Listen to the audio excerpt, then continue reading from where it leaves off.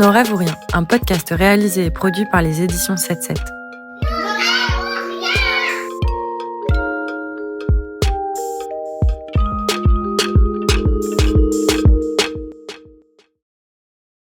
Bonjour, c'est Agathe Rabou et je vais vous raconter Carte postale, une histoire de Lamia Moussa.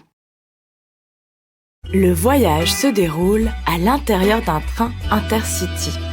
C'est un train à grande vitesse qui relie la ville de Genève à Saint-Gall en Suisse allemande. Noura, notre aventurière du jour, descendra en gare de Berne. Il est 11h du matin, c'est une heure creuse pour les déplacements et il n'y a pas beaucoup de monde à bord. Noura profite de cette douce tranquillité, assise seule dans un carré à 4 places. Elle observe le paysage à travers la vitre et s'étonne d'être déjà au milieu de la nature. Aucune broussaille à l'horizon, mais un pâturage lisse avec son lot de vaches, son herbe fraîche, ses quelques villas rectangulaires luxuriantes surplombant le lac et encore des vaches. Noura se laisse transporter par ce panorama si verdoyant. C'est le moment pour elle de sortir son carnet de dessin. Mais impossible de dessiner, le train la fait bouger. Elle essaie d'écrire, c'est encore pire. Depuis sa place, Noura aperçoit alors la contrôleuse dans le couloir du wagon qui ouvre la petite porte métallisée d'une petite cabine en hauteur. Cette boîte mystérieuse, réservée au personnel, ressemble étrangement à un Polly Pocket, avec plein de petits espaces de rangement. D'ailleurs, la contrôleuse saisit à l'intérieur un combiné identique au téléphone de la grand-mère de Noura, avec ce fil en forme de queue de cochon qui pendouille, et annonce « Le personnel d'accompagnement des CFF vous souhaite la bienvenue et un agréable voyage à bord de l'Intercity à destination de Saint-Gall. Das Zugteam der SBB begrüßt Sie in der Intercity nach St. Gallen und wünschen Sie eine angenehme Reise. The SBB train crew welcomes you on the Intercity to St. Gallen and wishes you a pleasant journey. » À côté de cette petite porte métallisée, une ouverture de secours indique 2 moyens de sortir en cas d'urgence. 1. Briser la vitre, tirer la poignée vers le bas. 2. Ouvrir les portes à la main. Ouvrir les portes à la main ? Se demande Noura. Ouvrir les portes à la main ? Et s'il existait un levier dans cette boîte mystérieuse qui fasse apparaître une paire de gants d'argent qui te permettrait d'avoir le pouvoir de briser la glace ?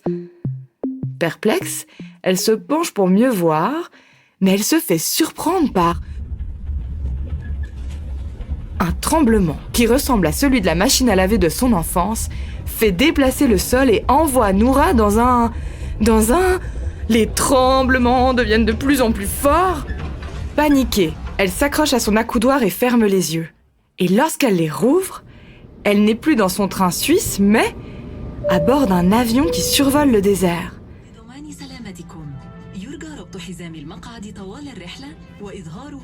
De là-haut, la couleur dominante est un mélange de brun et de beige, couleur sable. À l'approche de l'atterrissage, au-dessus de l'aéroport, une petite appréhension la traverse. Il y a quelques minutes à peine, elle était entourée de vaches dans un monde à part et soudainement, elle se trouve sur le tarmac d'un aéroport. Et pas n'importe quel aéroport. Une vague de chaleur l'envahit et la fait suffoquer. L'air n'est pas le même ici qu'à Genève. Mais dès qu'elle franchit la porte de sortie de l'aéroport du Caire, elle affiche un sourire qui ne la quittera plus. Ouf! La panique laisse place à un autre sentiment. Rassurée, Noura se sent chez elle, son autre chez elle, comme à chaque retour de voyage lorsqu'elle survole le lac Léman. À bord d'un taxi noir et blanc, Noura savoure ce changement d'air.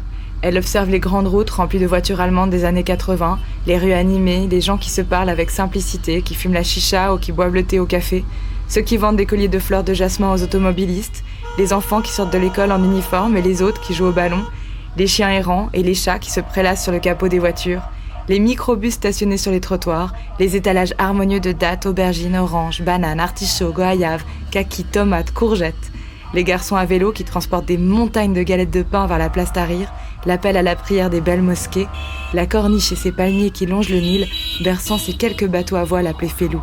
Ça, c'est la ville en ébullition.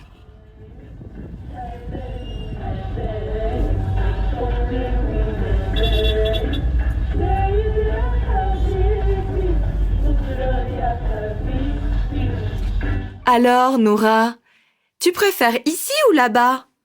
Cette question, Noura ne l'a jamais aimée. Je sais pas, j'aime bien les deux. Pourquoi choisir ? Elle a toujours répondu à moitié, pour abréger. Pourtant, elle ne se considère pas à moitié-moitié, comme la fondue moitié vacherin, moitié gruyère. Non. Noura aime les deux. C'est parce qu'au fond, elle est les deux. Noura est suisse et égyptienne. Voyons, tu as bien une préférence ? Tantôt ici, c'est l'Égypte et là-bas, c'est la Suisse. Tantôt ici, c'est la Suisse et là-bas, c'est l'Égypte. En Suisse, lorsqu'elle était enfant, ses amis lui demandent « Est-ce que tu vis dans une pyramide en Égypte ? Ça doit être étrange. Comment c'est d'habiter là-dedans ?» Noura s'amuse à répondre « Oui. Et d'ailleurs, ma chambre se trouve tout en haut de ma pyramide pointue. Heureusement, mes parents pharaons m'ont construit un toboggan qui permet de glisser à tous les étages inférieurs. C'est une glissade qui prend un peu de temps car ma pyramide est assez haute. Elle mesure environ 140 mètres. Je dois toujours prendre en compte ce moment de glisse pour atteindre le sol avant d'aller à l'école. Je n'aime pas arriver en retard à l'école, sans compter que le dromadaire qui m'y emmène n'avance pas très vite. « Est-ce que tu arrives souvent en retard ?» demandent ses amis, inquiètes. « Oh non, heureusement, j'ai tout le sable nécessaire pour faire tourner mon sablier. Ça me permet d'être dans le bon timing et d'avoir le bon chrono. » « Est-ce que c'est vrai que tu dors dans un tombeau ?» « Oui, bien sûr. En Égypte, ça s'appelle un sarcophage. Et tous les soirs, j'enfile mon pyjama et là aussi, c'est une véritable galère car je dois me recouvrir de bandelettes blanches sur tout le corps et sur toute la tête.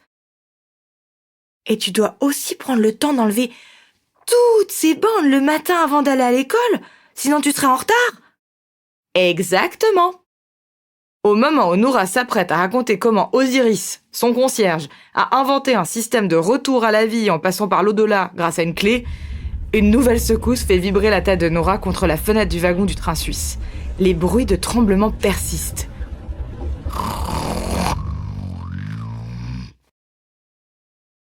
Et la font revenir brusquement à la réalité. Noura se réveille par ses propres ronflements. L'appel au rangement résonne. « Mesdames et messieurs, n'oubliez pas de prendre vos objets personnels avant de descendre du train. Prochain arrêt, Berne. » C'est son arrêt. Elle ramasse son carnet de dessin tombé à ses pieds. Sur une des feuilles du carnet, elle remarque un nouveau dessin. 2 belles vaches partageant une raclette en buvant du thé à la menthe en tête-à-tête. L'une est une vache céleste avec de belles cornes dorées. L'autre est une vache tachetée de noir et blanc avec une cloche dorée autour du cou. Dans son carnet, Noura déchiffre une petite inscription. « Merci pour le voyage.